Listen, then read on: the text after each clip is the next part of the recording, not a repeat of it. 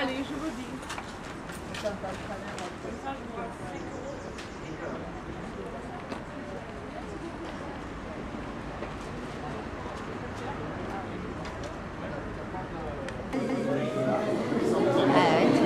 Il nous apprend à comment on utilise une petite caméra. Non, écoute, c'est... Non, j'ai une semaine, vous allez venir. Je disais, Je suis venu plusieurs soirées, et puis bien entendu voir le film que je n'ai pas encore vu. Non, c'est...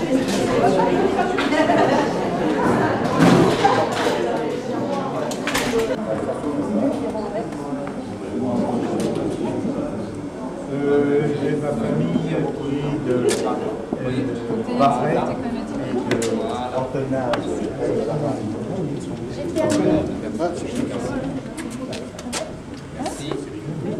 Oui. Maria Koleva, quand même.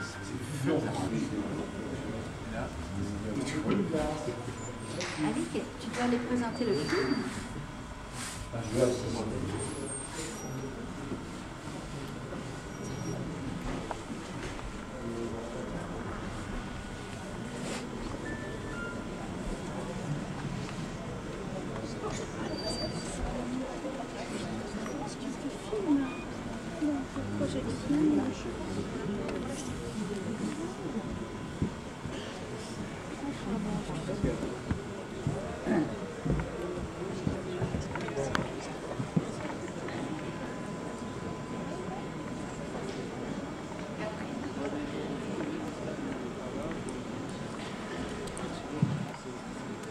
Bonsoir et bienvenue à cette première projection des 24e rencontres cinéma de Manosque. Je suis très heureux de vous voir nombreux ici. Merci beaucoup de votre présence, de votre fidélité. On vous présentera tout à l'heure, comme nous le faisons d'habitude, avec les élus présents, les personnes qui sont là, on vous présentera un petit peu le programme de la manifestation. Mais maintenant, on commence directement avec du cinéma. Alors, vous allez voir un film qui s'appelle L'Homme des Roubines, fait par un cinéaste qui est actuellement en train de filmer, Gérard Courant, et un acteur, un jeune premier, qui s'appelle Luc Moulet.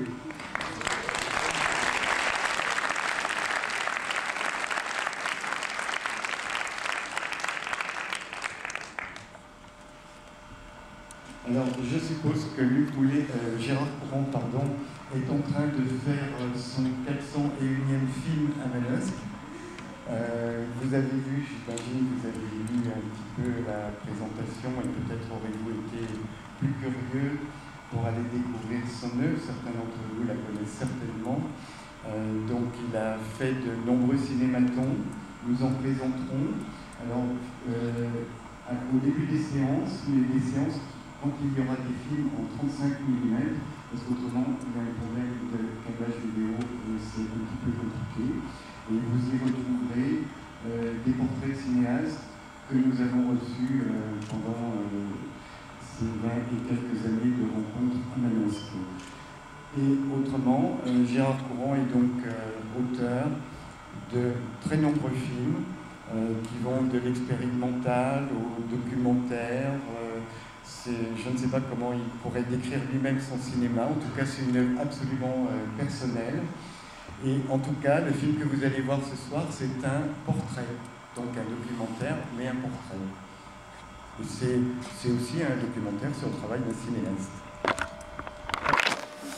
Je peux te tenir ça si tu veux. Ça serait intéressant que tu filmes, tiens, si tu peux filmer. Non, pas. Alors attends. S'il veut pas filmer, alors j'arrête. Mais moi je peux le tenir si vous voulez. Oui. Alors, je ne sais pas si le film que vous allez voir ce soir est un documentaire. Ça ressemble, en tout cas, c'est vrai, à un documentaire, mais peut-être que ce n'est pas un documentaire. J'ai fait ce film avec donc Luc Moulet dans une région assez proche d'ici, je dirais entre Laragne et Sisteron, Digne, et puis un peu plus au sud, on était allé Jusqu'à Rougon, je pense. Et encore plus bas. Dans les Gorges Verdon. Voilà, c'est ça, oui. Et donc, j'ai mis Luc Moulet dans des espaces qui lui étaient familiers. qui étaient des lieux où il avait tourné un certain nombre de ses films précédents. Et donc, ces lieux, on les avait choisis ensemble, mais c'est lui qui les avait proposés, puisqu'il les connaissait parfaitement. Et donc, dans chaque lieu, c'est une occasion pour Luc Moulet de nous raconter soit un sketch lié à un de ses films, ou de nous faire une leçon de cinéma. Il nous distille toutes sortes de conseils pour apprendre à faire des films qui peuvent être très très utiles, vous remarquerez dans ce film. Voilà. Donc cet homme des Roubines, qui est ici, a été filmé dans je crois, une vingtaine, ou je ne sais plus, 22 ou 24 lieux différents de la région. Et ça a été un bonheur pour moi de faire ce film, car Luc, comme vous le savez, est non seulement un grand cinéaste, mais aussi un grand acteur. Et dès qu'on peut mettre une caméra devant Luc, il se passe toujours quelque chose. Il suffit d'avoir un sujet de conversation, il suffit d'avoir un thème d'improvisation, et il se passe quelque chose. Et donc c'est un bonheur quand on est un cinéaste de se trouver comme ça en face d'un tel personnage. Et donc je voudrais dire deux mots comment s'est fait ce film. En fait, bon, je connaissais les films de Luc depuis les années 70, et j'avais même fait un entretien avec lui pour une revue qui n'existe plus depuis longtemps, qui s'appelait Cinéma 79. C'était à l'époque de Jeunesse d'un repas. Et donc, voilà, au fil des années, je pensais faire un film avec Luc Moulet, et je l'avais employé dans différents films comme acteur, notamment Chambéry-les-Arts, et le journal de Joseph M aussi, avec Joseph Norder, et je l'avais trouvé vraiment à chaque fois vraiment excellent, formidable. Et un jour, je croise un ami producteur qui me dit, voilà, en ce moment, si tu as un projet qui se passerait en province, ça m'intéresse. Et tout de suite, j'ai pensé, Luc Moulet, les Alpes du Sud, tout de suite. Alors j'ai écrit un projet très très vite, et donc je l'ai proposé à ce producteur, qui a dit oui, mais le film ne s'est pas fait avec ce producteur. En fait, il s'est fait avec un autre, mais c'est la même chose. Et donc, nous sommes partis, nous avons filmé 2 semaines, voilà, dans la région. Et donc, le film était une petite production. Nous étions 3 sur le tournage. Donc, Luc, l'acteur, il y avait Jean-Daniel Bécage qui faisait le son, et en même temps, je faisais la réalisation et la caméra. Voilà. Donc si Luc a des choses importantes à nous dire avant le film, je lui passe le micro. Non, je n'ai rien d'important à dire. D'ailleurs, vous allez m'entendre au cours du film.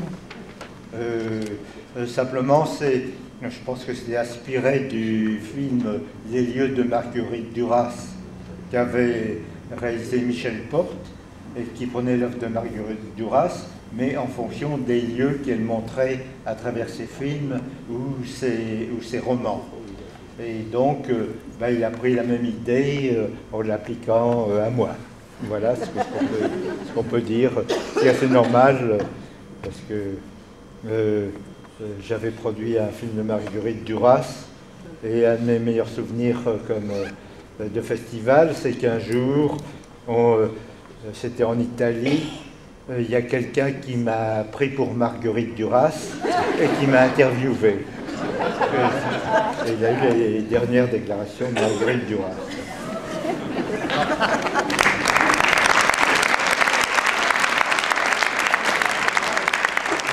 Concernant Marguerite Duras, il y a un jeune cinéaste qui est à la fois cinéaste, idéaste et artiste, qui s'appelle David Legrand, et qui a fait un film qui est une rencontre qui n'a jamais existé entre Roland Barthes et Marguerite Duras. Et le rôle de Marguerite Duras est tenu par Joseph Norder, qui a été un invité des rencontres il y a quelques années. Voilà, la boucle est bouclée. Merci. Merci. Voilà, merci. Eh bien, bonne projection, à tout à l'heure.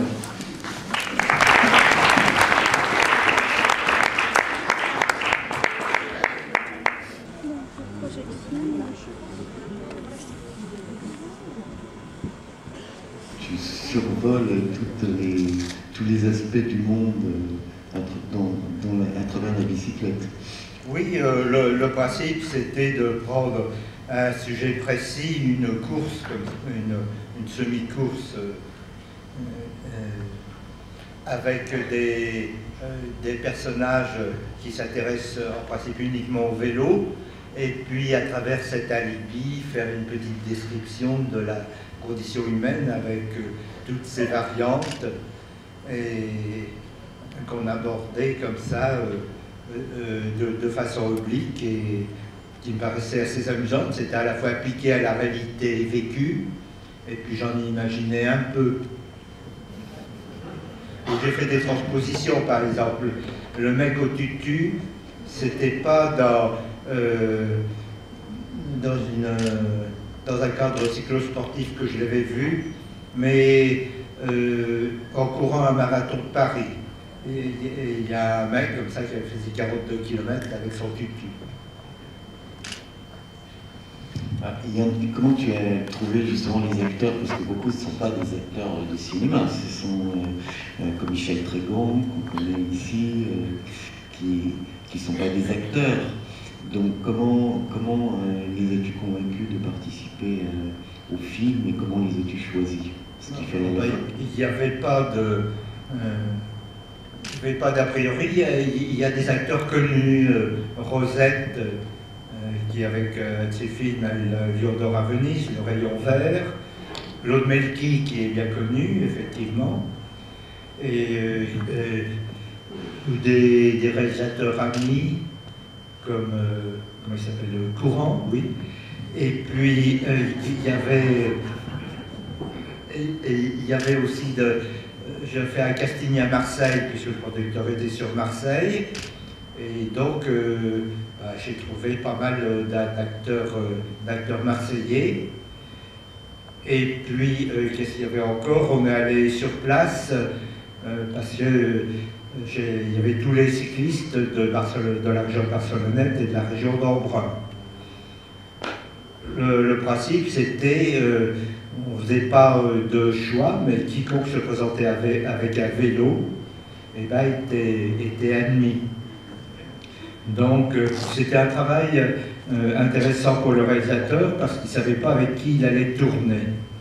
Et donc, en voyant les gens arriver le matin, il devait savoir quoi leur faire faire, ou tout au moins de quelle façon le diriger.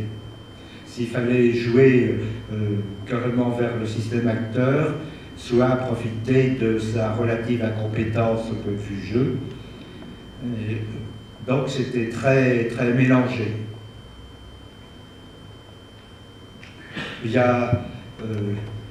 je dirais qu'il y avait un acteur de Sisteron, enfin un cycliste qui était venu de Sisteron. Il y en avait peut-être de Manosque, je ne sais pas, non? Laragne, il y avait, je ne sais pas s'il y avait des gens de Laragne, peut-être. Mais c'était surtout Embrun, Barcelonnette et Briançon. Et puis une école d'acteurs plus ou moins de Marseille. Comment? De Gap? Oui, oui aussi. Et alors, le tournage a dû quand même être pas simple à organiser parce qu'il fallait décrire la montée, qu'il y ait une progression. C'était amusant parce qu'on avait commencé alors que le col était fermé, début mai pour finir, courant mai pour finir fin juin, alors que la neige avait en principe disparu. Donc on a commencé tout en bas à 800 mètres pour finir à 2800 mètres au-dessus du col. Il y a eu un petit peu des problèmes, il y a eu des tempêtes de neige parce que qu'on coupait la route, alors l'équipe a dû redescendre de l'autre côté, ce qui n'était pas aussi facile et un peu long. La neige est restée, alors on a déneigé un peu, mais il y avait la fureur de la DDE des Hautes-Alpes en disant qu'on avait déneigé trop vite leur route et qu'il ne fallait pas y toucher, qu'on leur détruisait la route et qu'ils allaient nous réclamer des indemnités parce qu'on avait abîmé le parpaillon. Et bon, enfin ça c'était des paroles, mais c'était assez amusant. Et des fois, il y a eu des surprises parce que souvent, il y avait des nuages en dessous de l'endroit où on était, où il y a les nuages qui arrivaient vers la caméra. Je crois qu'il y a encore un plan où on voit la brume arriver en fond de champ. On sait que dans 10 secondes, on ne verra plus à 50 cm. Donc, c'était la course avec la météo. Et ça, il faut essayer d'en profiter. Est-ce qu'on peut demander à Gérard Coron qui nous dise son impression d'acteur, de participation? Alors, oui, ma participation d'acteur est modeste, hein, vous avez pu remarquer. Ce qu'il explique de Marseille, c'était des cyclistes qui étaient automatiquement engagés s'ils avaient un vélo avec eux. Pour les gens de Paris, il y avait aussi Yves-Marie Rollin, qui était un cinéaste aussi.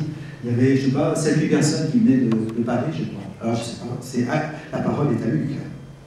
Oui, on pouvait se permettre un peu de marge et de prise de risque, puisqu'il n'y a aucun acteur qu'on voit plus de 1 minute à peu près. Donc, ça pouvait foirer avec un acteur, mais c'était pas grave. Hein. Donc, on a eu des surprises comme ça tout au long du film. Très favorable, par exemple, j'ai eu un groupe de cyclotouristes de Barcelonnette qui forment le peloton, et des 5 ou 6 qui parlent ensemble et qui se quittent guère. Et finalement, ils étaient plus pros au point de vue jeu que les pros du cinéma, en quelque sorte. Et ça a été très brillant comme intervention. C'était des gens assez âgés, mais quand on vit à Barcelonnette, il y a une sorte de microclimat et je crois qu'on peut vivre âgé, très bien portant dans la vallée de l'Ubaye. Ça a un côté un peu miraculeux. Et on a profité de cette forme des vieux cyclotouristes de l'Ubaye. Et puis il y en a quelques-uns qui ne savaient pas monter à vélo, comme Claude Melki ou Antonietta Pizzorno. Et on a réussi à leur trouver des rôles qui convenaient. Antonietta Pizzorno a un vélo, mais elle n'est jamais dessus. Parce qu'il y a un antivol qu'elle n'arrive pas à défaire. Au fait, Antonietta, elle est où? Elle est là. Vous pouvez l'applaudir.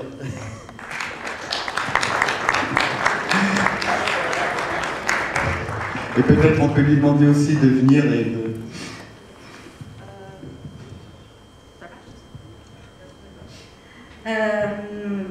Pour moi, c'était amusant parce que si Luc ne le disait pas, on pourrait croire que je sais faire du vélo. Mais c'était sympa et puis je profitais de 2 jours pour apprécier ce cadre qui a été vraiment magnifique du Papillon. Mais je ne sais pas faire du vélo, mais je me suis défoncée sur un arbre. Elle sait faire du tandem, par contre. Le plaisir de Luc, c'est de monter. Moi, je n'apprécie pas tellement ce genre de plaisir, mais voilà, et en tandem non plus. Mais bon, je pédale en tandem. Oui. Enfin, c'est quand même limité, mes espoirs en vélo sont très limités.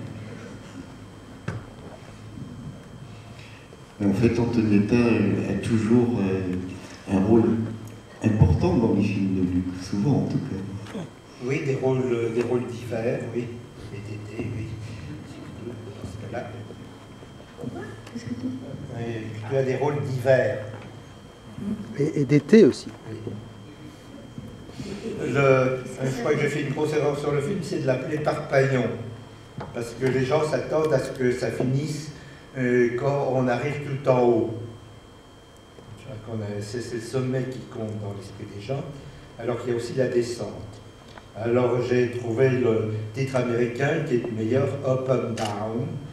Comme ça, les gens savent qu'on descend aussi, mais qui pourrait, j'aurais dû l'appeler la montée, virgule, la descente. Et le film aurait été bien meilleur.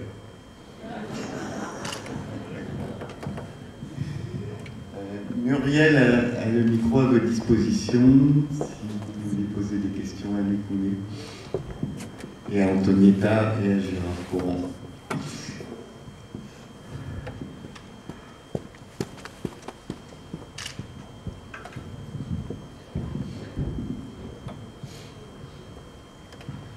À un moment dans le film, un personnage parle de la carte et du territoire.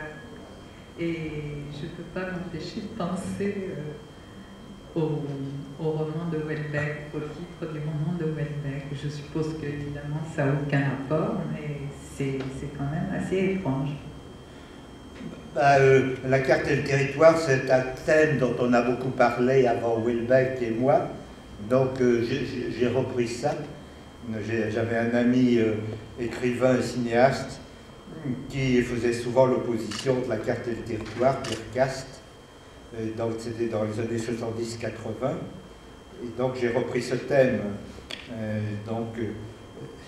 Pour tout le monde, ce qui comptait, c'était le territoire plus que la carte. Alors ça m'a amusé d'inverser.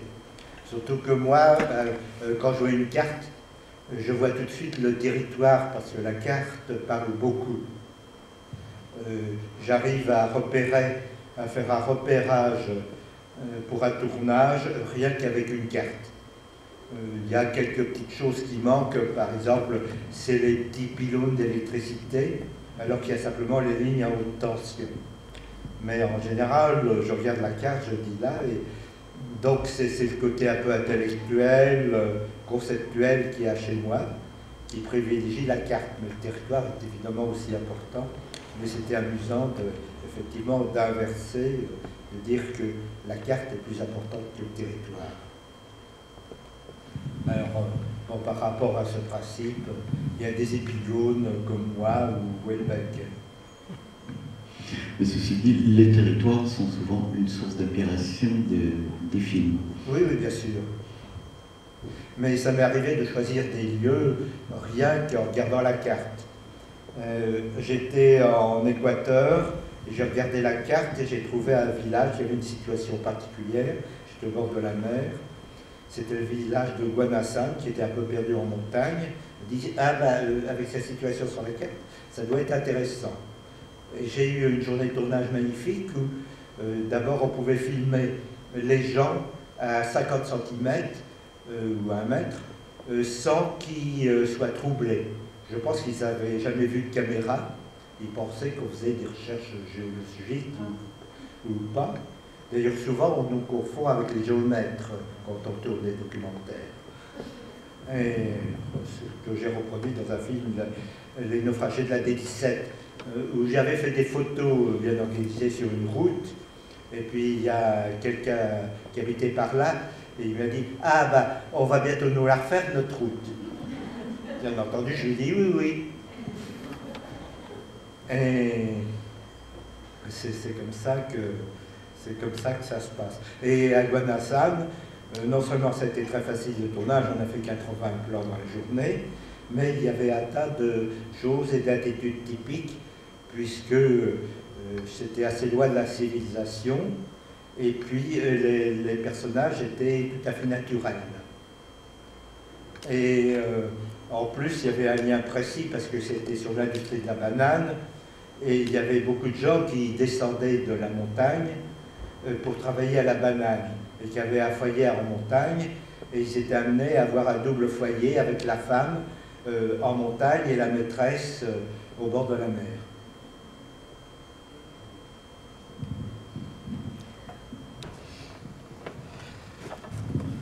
Donc on voit bien que c'est un film d'une autre époque, hein, puisque ça date un peu, quoi. Et aujourd'hui, si vous aviez à refaire, M. Moulet, le même film, aujourd'hui, je ne sais pas si vous tournez encore, mais quel regard et quel serait ce film? Parce que ces gens qui parlent de placement d'argent, etc., en faisant du vélo, on le voit un peu le dimanche encore maintenant. Alors quel serait ce film?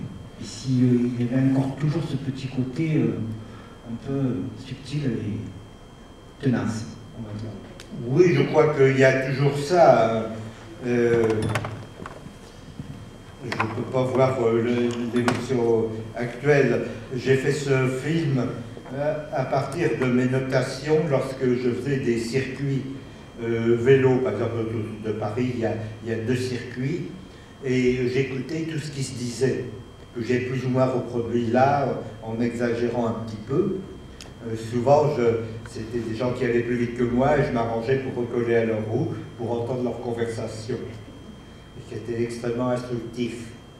Il y avait tous leurs problèmes quotidiens qui réapparaissaient au cours de leur discussion.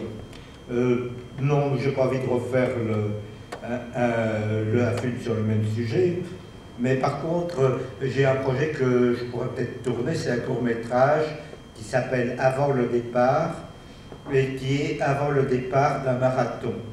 C'est un film sur un marathon, mais ça finit au coup de pistolet pratiquement. On ne voit pratiquement pas les gens courir, on voit simplement les sacs dans lesquels ils s'enveloppent qui jettent sur le côté, ainsi que leurs petits bidons d'évian qui contiennent en fait leur urine, dont ils se débarrassent avant de partir. Mais c'est à peu près la même chose. Il y a des différences d'ailleurs entre le milieu des cyclotouristes et le milieu des joggers. C'est plus élevé au point de vue de mentalité, parce que le cyclisme est plus mu par l'idée de compétition. Faire 2, faire 3, faire 1. Et tandis qu'il est moindre chez les runners et les coureurs à pied, qui conçoivent plus ça comme un jeu, et qui ne pensent pas forcément au temps, ou simplement au temps par rapport à leur temps à eux. Donc c'est plus humain, il y a un peu plus de classe sociale, c'est plus sympathique. Hein. On ne se bouscule pas trop, un petit peu des fois. Il y en a qui trichent quand le chemin fait comme ça, ils coupent. Mais c'est très intéressant aussi. Non, ben, je ferai peut-être ce film, un court-métrage, avant le départ.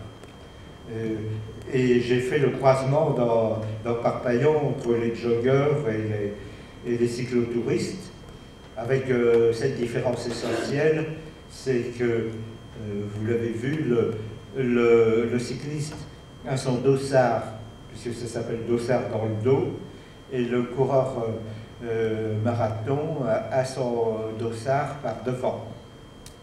Ce qui fait que quand on veut manger, au ravitaillement, on change son dossard de côté pour pouvoir profiter du ravitaillement. J'ai eu aussi un peu de mal avec les acteurs qui n'étaient pas forcément des joggers et qui se croyaient forcés de faire de la respiration haletante pour bien marquer qu'ils étaient joggers, alors qu'en fait, au bout de 700 mètres, on a en général résolu les problèmes de respiration.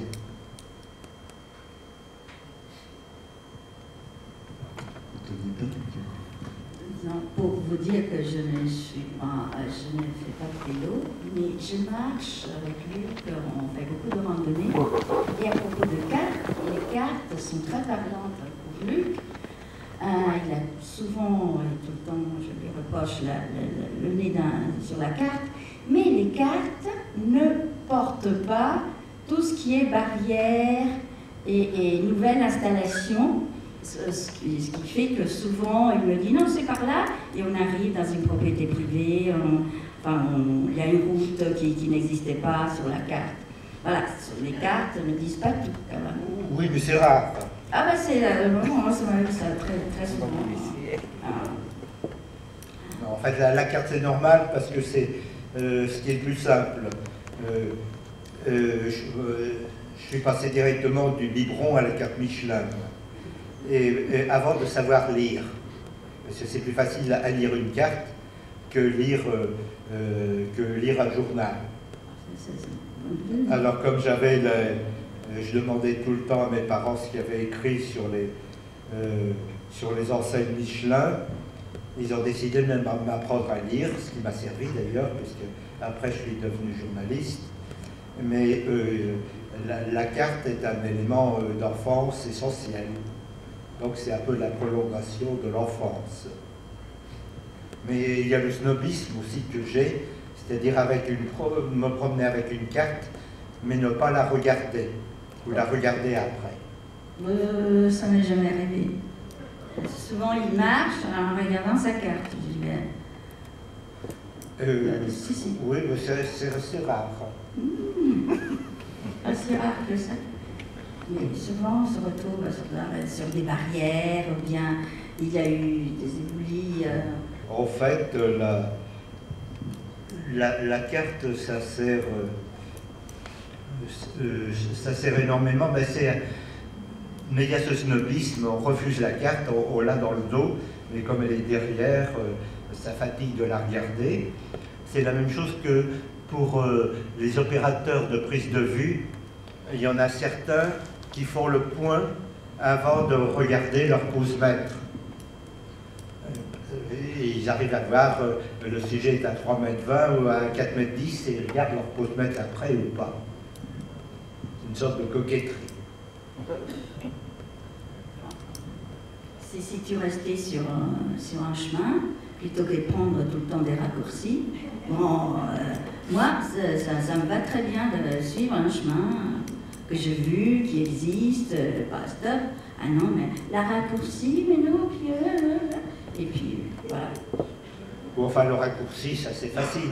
Mais ce qui est plus pointu, c'est de prendre le raccourci du raccourci. Oui, il arrive à ça, oui. Et aussi, pour la composition des films, c'est bien de prendre le raccourci, aller plus vite à la chose. Et avoir comme ça, et éviter les longueurs, mettre tout dans un seul plan.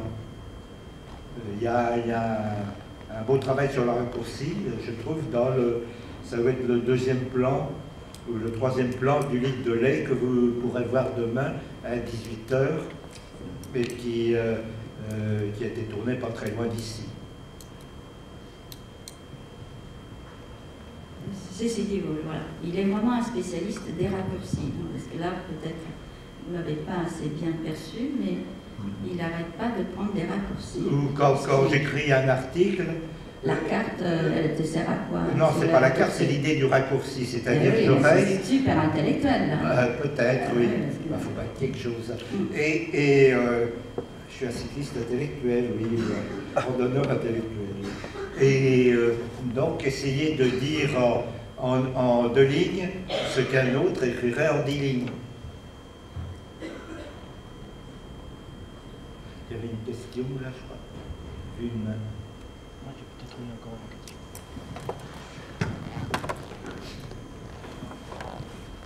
Donc, puisque vous parlez d'intellectuel, est-ce que vous faites une différence entre, puisque vous avez fait du vélo, et la marche? Est-ce que c'est la même chose? Dans l'intellect, je parle dans quelque chose pour vous. Oh, c'est un peu différent, mais enfin c'est le même principe. C'est aller d'un endroit à un autre. Donc le fait, quand vous le faites, quand vous pédalez, quand vous allez poser votre pied, est-ce qu'il se passe la même chose que quand vous vous donnez un coup de pédale? C'est pas une différence absolue, c'est des fois plus sportif quand on est à vélo que quand on est à pied. Mais à part ça... À part ça, on monte toujours. Non, voilà. Non, parce qu'on peut marcher, faire une belle promenade, un peu à plat. Non, mais on monte toujours. Et en vélo aussi. Oui, c'est pas très amusant de marcher ou de rouler sur des terrains plats. Dans le désert, oui, effectivement. La marche dans le désert, c'est bien, mais en fait, souvent, ça m'est arrivé de mettre le vélo au train sur le parcours plat et de monter à vélo dès que ça monte. D'ailleurs monter, enfin, de prendre le vélo dès que ça monte. Mais de toute façon, on voit bien que tu aimes monter. D'ailleurs, on l'a vu hier et on va le revoir dans les films qui suivent, tu aimes beaucoup faire monter les acteurs de toutes les façons possibles et imaginables. Et puis, quand même, je voudrais qu'on en reste là, mais on va le... Oui, le montage est très important aussi. Et surtout l'idée de l'épure et du raccourci dans ton cinéma qui est effectivement fondamental. On va le voir aussi bien dans le film de Magne, Une aventure de Billy le Kid, que dans Le litre de lait, par exemple, où il y a vraiment... Ces plans sont effectivement des plans qui sont des raccourcis. Ah, tout à fait, ça c'est tout à fait. Et c'est demain, Billy le Kid? Oui, demain matin. Non, parce que là, au niveau portage et montage de l'équipe, j'aurai quelque chose à vous raconter. Oui, bah, c'est un paysage qui est fondé, le paysage des Roubines notamment, sur l'épure, qui correspond assez au degré zéro qu'on cherche au cinéma, en littérature ou en peinture. Supprimer tout l'artifice, les ornements, et avoir une certaine nudité qu'on trouve aussi bien chez Marguerite Duras que chez Pollock, Straub, Michael Snow ou beaucoup d'autres. Et Dreyer aussi.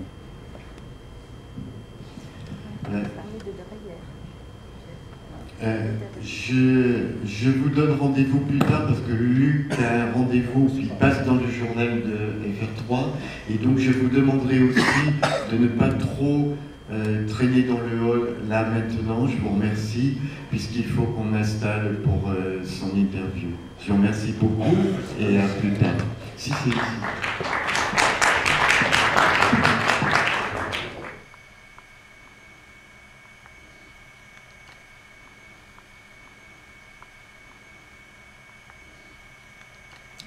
Il faut juste que je mette, j'enclenche le...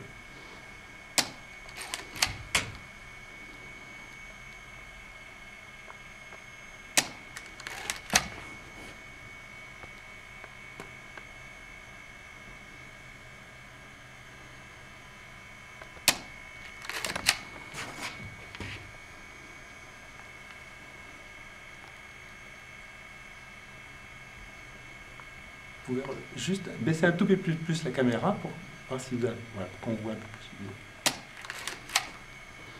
Parce que là, je tourne. Hein. Ouais, je ne fais pas semblant. Hein. Ah oui, non, juste. Voilà, super. Voilà. C'est merveilleux. Je vais même terminer la pellicule. Parce que ça, j'ai que 10 vues, alors et après, ça, dans le rythme, c'est toujours...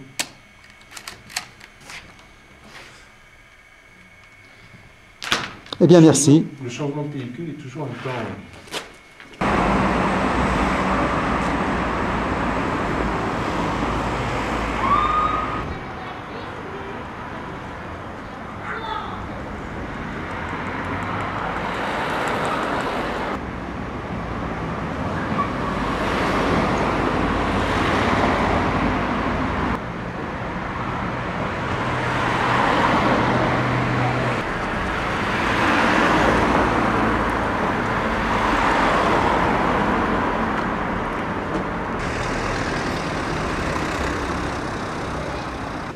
Donc oui, je voulais vous parler de ce plan, en fait. C'était de ce film-là.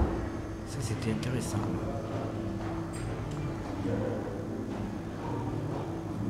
Et si vous voulez, je vous raconte quelque chose. Le jour où je me suis... j'ai fait un valise vagale devant un Van Gogh. Van Gogh. J'ai vu les blés de Van Gogh. Et à ce moment-là, je me suis affalé par terre, alors que j'avais jamais vu de Van Gogh en vrai. Et après, ça a été la deuxième expérience, j'ai vu un Max Ernst, vous voyez, le surréaliste. Et c'est là que j'ai eu le sentiment que tout s'est déroulé devant moi. Et là, par contre, j'ai fondu en larmes. Ça va, voilà.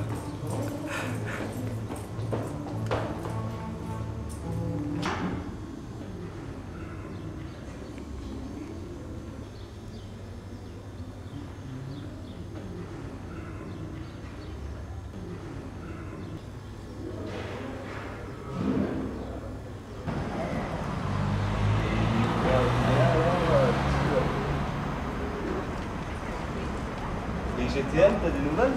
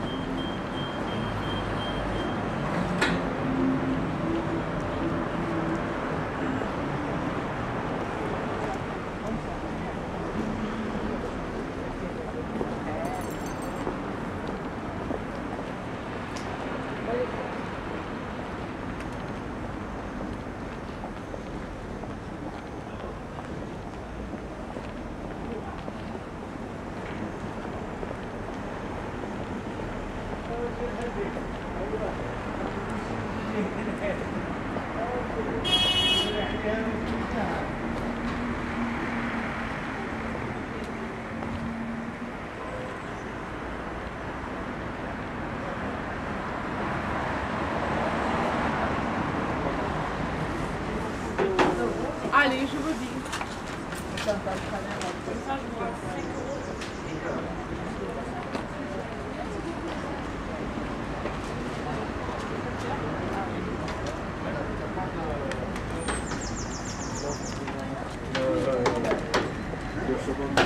Non, que pour l'instant.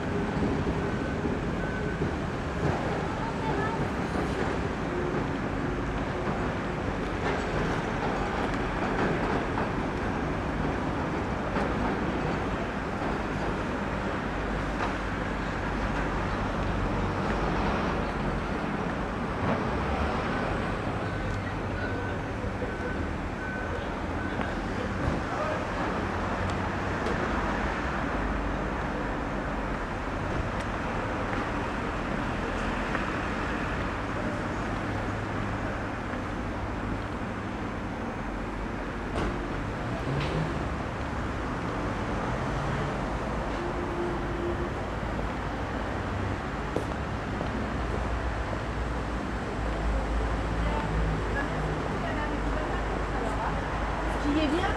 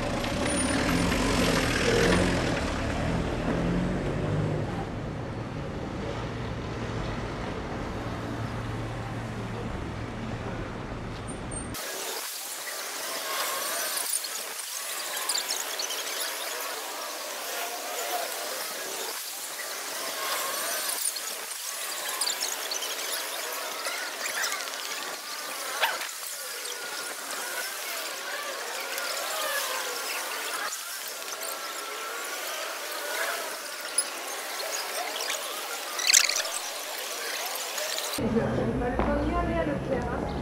J'étais au couplet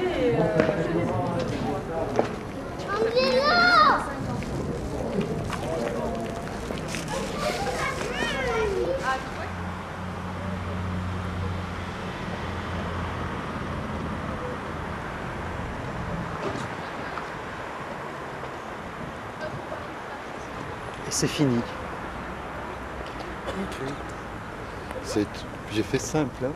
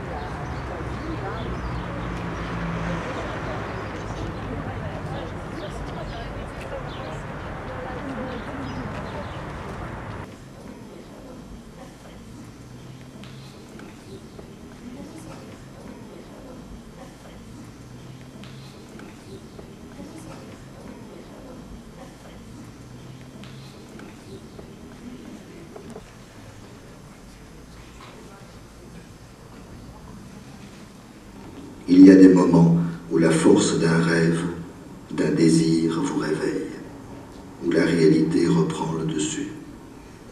Alors il faut se lever et partir.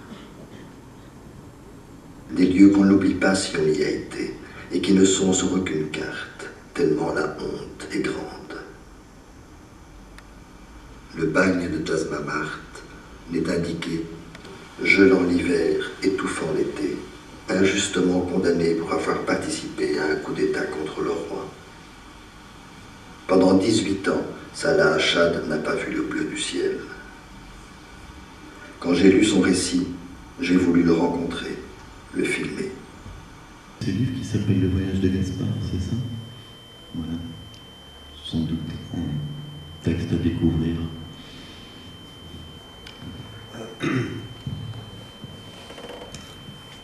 Oui, bon, c'est... comme je le dis à un moment donné du film, c'est un tournage très long, qu'on enferme difficilement dans des structures de production, dans des dossiers, dans des compromis avec des divisions, etc.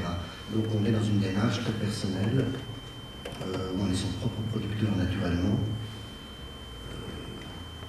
parce que pour être un bon conteur, il faut être un bon comptable, sinon on ne raconte pas les histoires qu'on veut. Il y a un mot en français d'ailleurs qui est très beau, hein, dans votre langue, je dis la vôtre parce que je suis flamand d'origine, mais il y a un très beau mot en français qui est le mot comptine. Et qui dit quoi? Qui dit que comptable et compteur, au départ, c'était la même chose. Le Mahabharata ou Ulysse, l'Odyssée, tout ça a été écrit en vers pour qu'on puisse compter, retenir. Et les enfants qui chantent en comptant, qui chantent des comptines, C-O-M-P, en comptant, et ben voilà, ils racontent des histoires.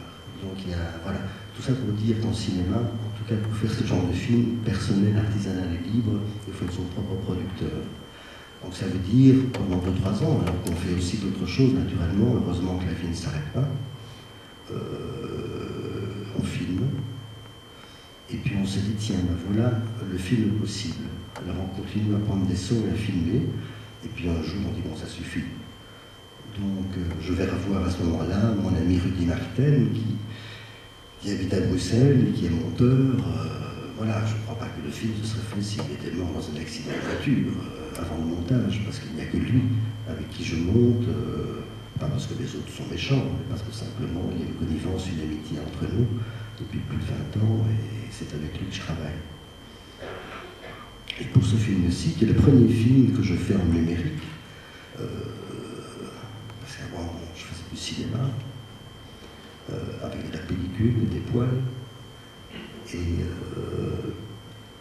tout d'un coup je me suis rendu compte qu'avec le numérique, la facilité immense c'était de pouvoir déménager, être, pour un film aussi sédentaire, avoir un montage plutôt normal qui me plaisait. Donc je me suis dit, bah voilà, on va kidnapper le monteur et l'emmener près d'Ostende, près de la mer, et un endroit où j'aime bien être, où j'hiberne beaucoup. Pendant que les grenouilles sont dans la terre, dans le jardin, moi je vais face à la mer hibernée. Et j'ai kidnappé le monteur, il m'a pris tout le matériel, et on s'est dit, voilà, il nous faut 3 mois face à la mer, parce qu'on était vraiment dans un petit studio face à la mer, pour trouver la structure du film. Parce que ça ne s'était pas sur papier un film pareil, donc on regarde toutes les images faites. Et puis on commence par trouver effectivement qu'il y a des thématiques qui sont plus importantes que d'autres, comme celle de la mort, celle du paradis naturellement, celle de l'illusion, du factice, du mensonge, etc.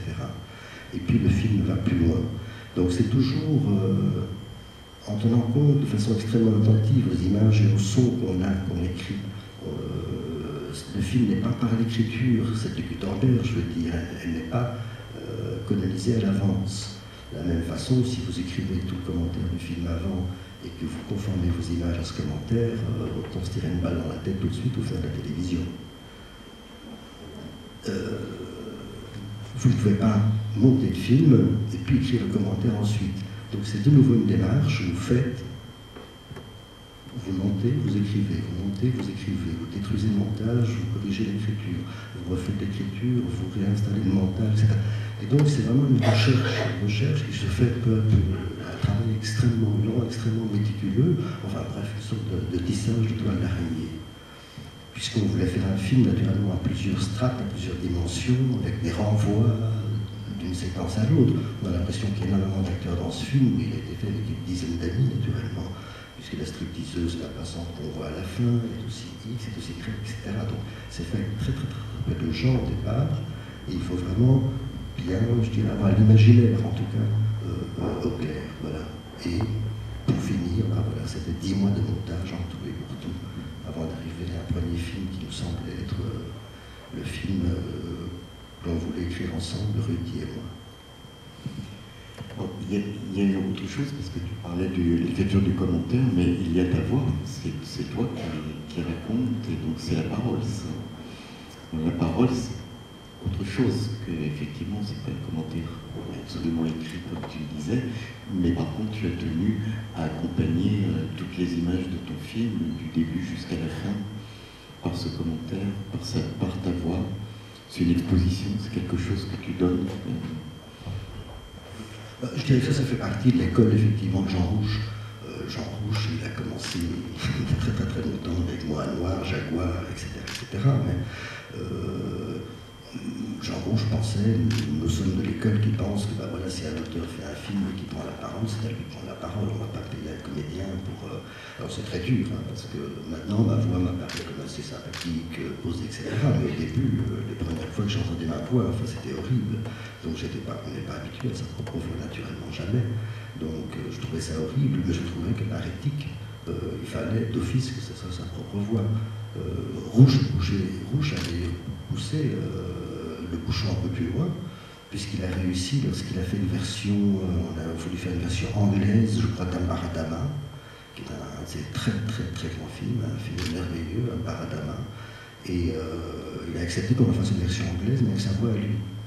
Donc on entend Rouch speaking English with his French accent, etc., qui fait la version anglaise d'Ambaradama, et c'est sublime, c'est très beau. C'est vraiment une œuvre d'amateur au sens plein du terme. C'est aimable, amoureux, c'est là quoi. En même temps, ça te permet de mettre peut-être de donner une autre sensation par rapport à ceux à qui tu donnes la parole, parce que ce film donne la parole aussi. Oui, je dirais que c'est... On peut parler de ce qu'on veut au cinéma à partir du moment où on sait tout. Je veux dire, je peux avoir... pour moi, par exemple, aller retrouver physiquement ces 24 heures avec Salah Hachab était une chose extrêmement importante. Et voilà, je peux parler de Salah Hachab et de 18 ans, qu'est-ce que moi je peux dire sur un type qui a passé 18 ans dans une pièce sans voir le bleu du ciel? Si je ne dis pas pourquoi je veux le faire parler, pourquoi je le filme, à partir de ce moment-là, tout est possible. Il faut que je parte de moi, de ma voix, de ma parole, pour dire ça, ce que j'ai à dire là-dessus, ou plutôt ce que lui a à dire là-dessus.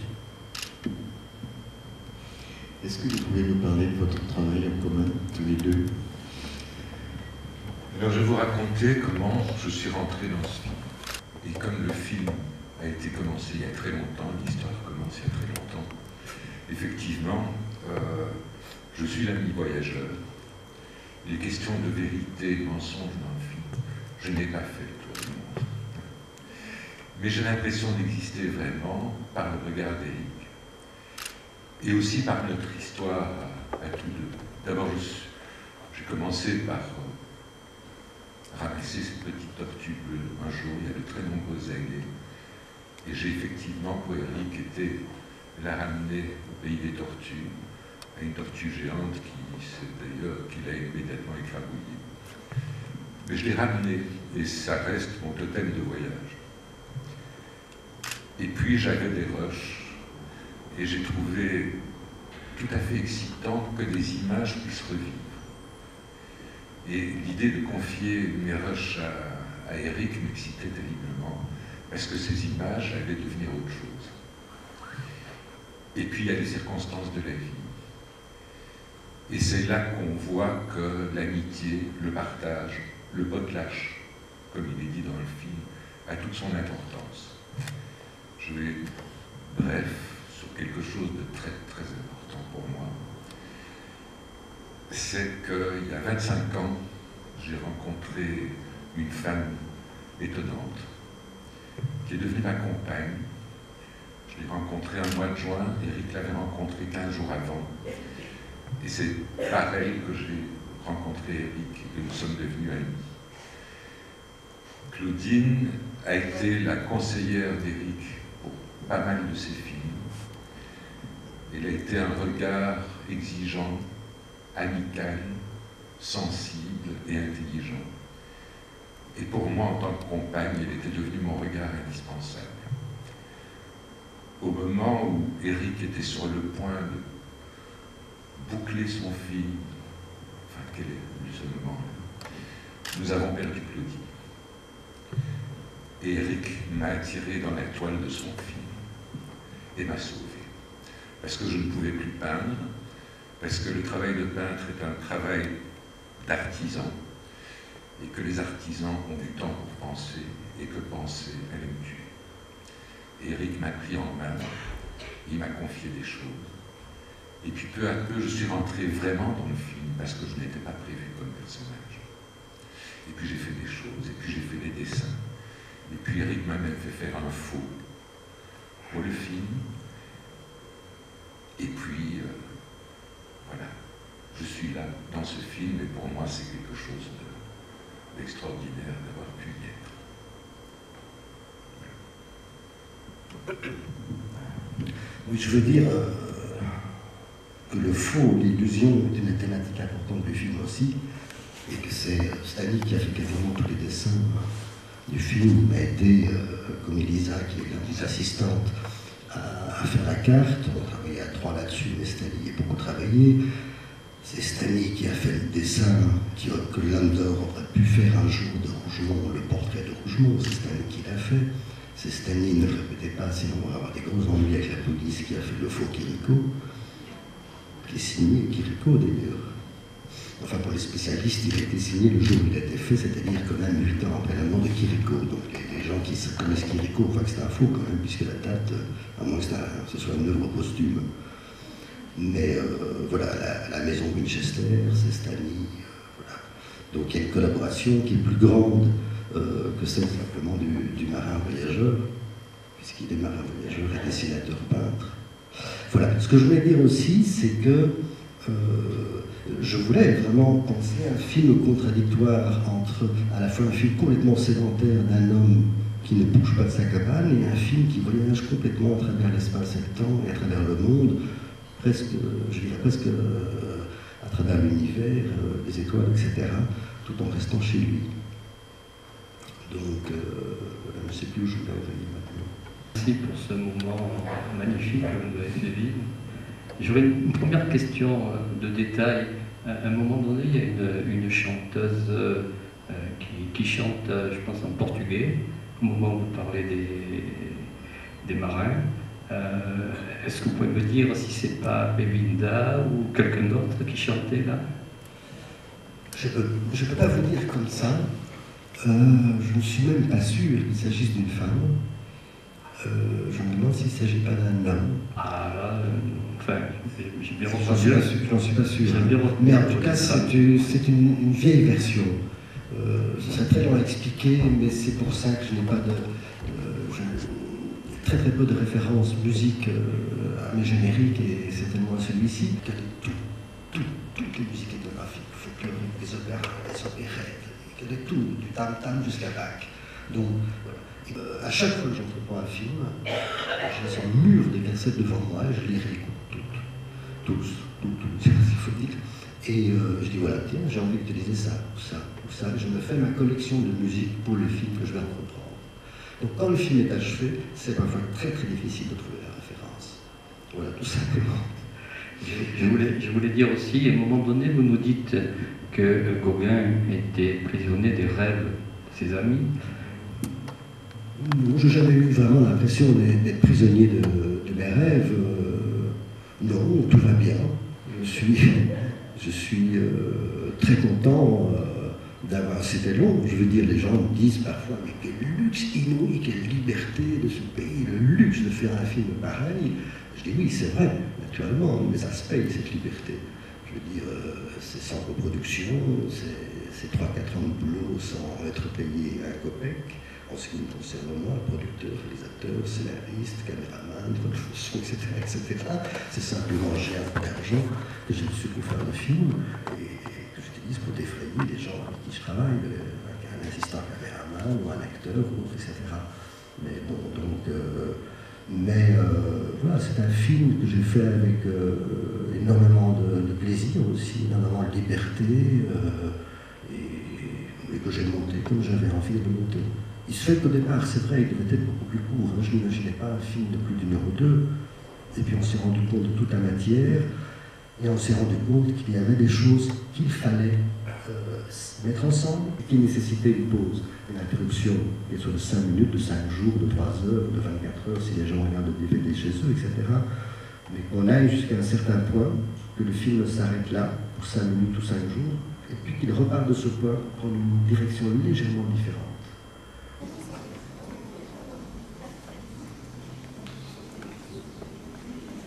On a beaucoup de mines, on a besoin de charbon pour réchauffer, mais après le changement de comment on dit, énergie, comme ça, pétrole, on a fermé beaucoup de mines. Donc on a beaucoup de problèmes parce que anciens mineurs qui avaient le malade au bout de 20 ans aussi, au bout de 30 ans, encore, il reste encore pas mal d'anciens mineurs qui manifestent, qui protestent avoir l'aide. Donc, mais à la société... Pour les maladies professionnelles, hein, c'est ça? Oui, parce qu'ils ont travaillé longtemps en sous-sol. Mais on a oublié, mais ils sont maintenant la société minoritaire. Donc, il existe encore. Peut-être, j'espère que vous allez avoir espoir, encore des espoirs dans ce film. Voilà. Oui, je vais quand même je vais répondre à vos questions après la projection. M'inviter au festival d'avoir faire révéler de mes films en France, en province, aussi pour le public manosque. Je suis heureux parce que je n'ai pas oublié de parler français. Parce qu'il y a longtemps j'ai étudié en France. Mais quand même, je suis heureux de répondre à vos questions. Merci.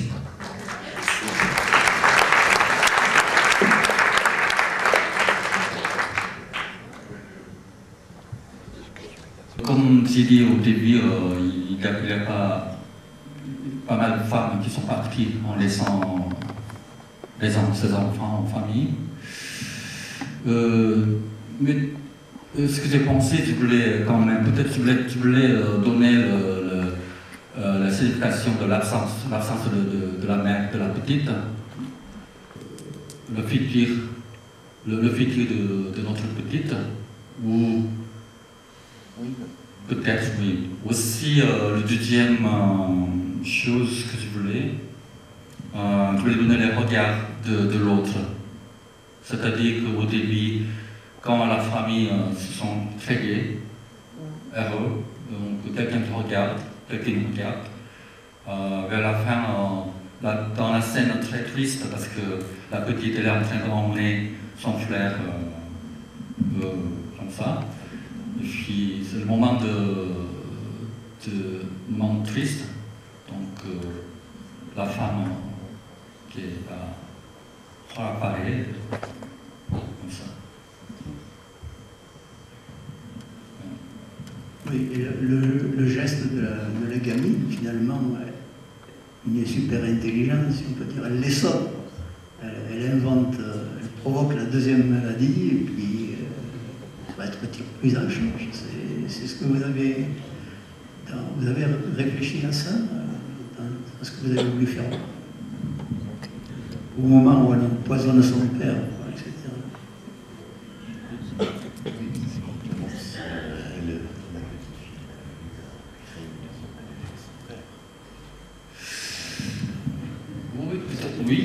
Oui, qu'est-ce que vous en pensez? Elle voulait tuer son père? Non. Toujours dit ça. Parce que je pense que, comme j'ai dit tout à l'heure, donc je voulais garder le regard de votre fille. Donc elle a pensé que, parce qu'il y a déjà quelques indices, parce que son ami il a dit mon père à l'hôpital, aussi, il y a aussi le poison, comment on dit, pour les rats. Donc aussi le vieil homme qui a parlé, il faut faire attention au flair, ça serait malade. Donc déjà, j'ai donné, je pense que c'est pas le tuer son père, donc elle a pensé qu'elle veut aider. Oui, donc, oui.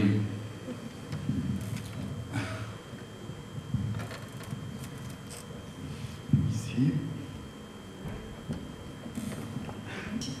Oui, je voudrais savoir comment sont accueillis vos films par la critique et par le public dans votre pays, en général. Oui, on a sauté dans à peu près quinzaine de salles, comme RSD. C'est pas le cinéma pour commercial. Oui. On n'a pas donné beaucoup d'informations, publicité. Donc, oui, c'était bien accueilli surtout par les cinéphiles ou les étudiants en cinéma. Pas pour tout le monde. On ne connaît pas le film qui était sorti. Juste cette petite milieu qui ont vu. Oui. Et en général, tes films, ils sont toujours vus par un milieu comme ça de gens cinéphiles et d'étudiants, ou tu as... Peut-être comme vous savez très bien, c'est en Corée si on fait le film indépendamment ou sans, parce que normalement les films commerciaux et les films courants, on a d'abord le distributeur, l'investisseur.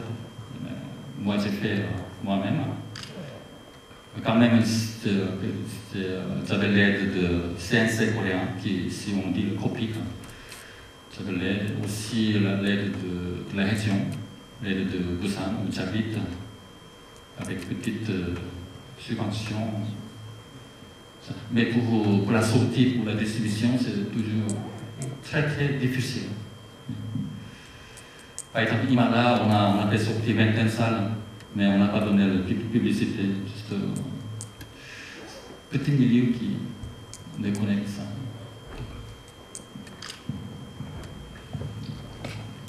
Je vous rappelle, peut-être il a dit hier, mais pour certains, donc, il travaille d'une façon indépendante. Il a tout de suite créé sa boîte de production en faisant ses premiers films et il continue à travailler d'une manière totalement indépendante et avec des budgets très très modestes, puisque c'est 100 000, 200 000 euros par film à peu près. Quand même, j'ai travaillé avec le grand star.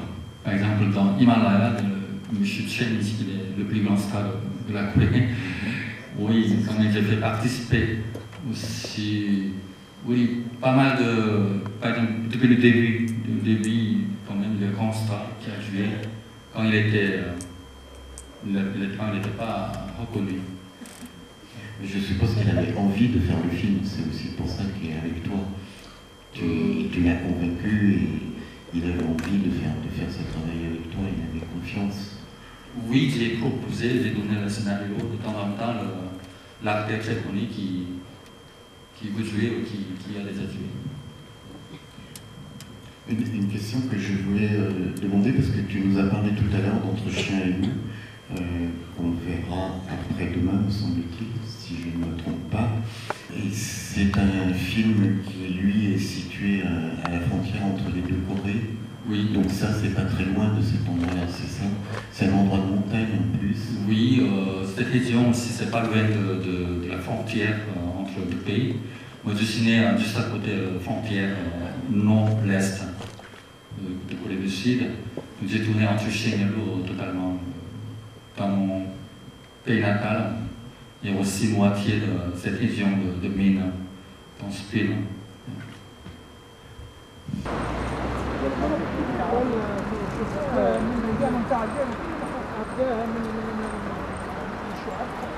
لا لا قبل ما عملت الشعب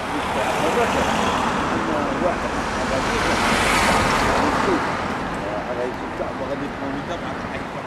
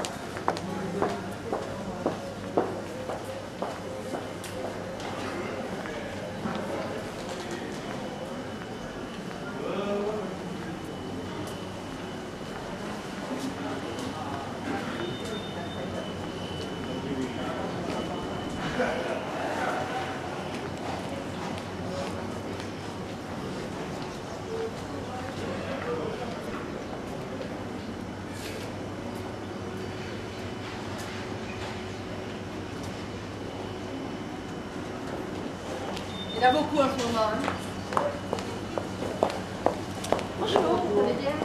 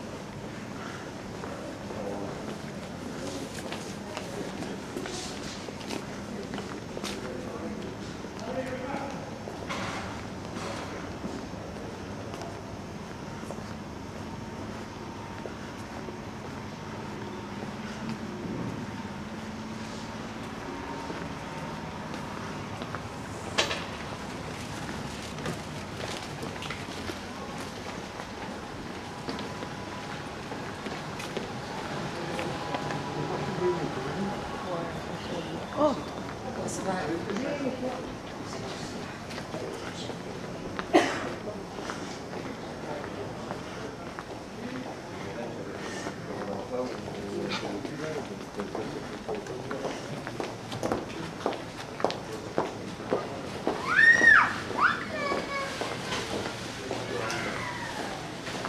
aller chercher un pain au chocolat.